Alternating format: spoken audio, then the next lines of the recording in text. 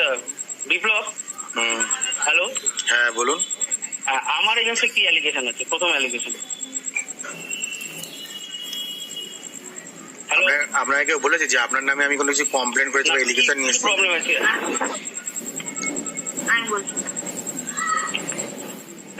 হ্যাঁ বলো, প্লিজ বলো।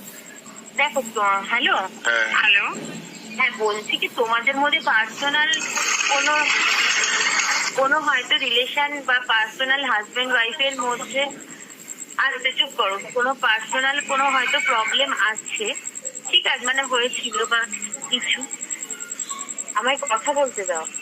পার্সোনাল কিছু প্রবলেম ক্রিয়েট হয়েছিল, ঠিক আছে, ওটা মিঠুন জেনেছিল বা আমিও মিঠুন মারফত জেনেছিলাম, ঠিক আছে।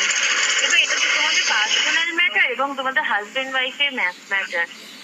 এবার এটা থেকে আবার মানে এই ঝামেলাটা আমার ফ্যামিলি পর্যন্ত আসলো কেন, আমার এইটা প্রশ্ন।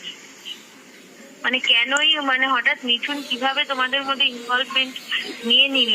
দেখো আমি ওকে বরাবরই বিশ্বাস করেছি, আমাদের মানে লাভ ম্যারেজ, ছোটবেলা থেকে পরিচয়, বা আমাদের এখন সংসার আছে, আমাদের বয়সও হয়ে গেছে অনেক।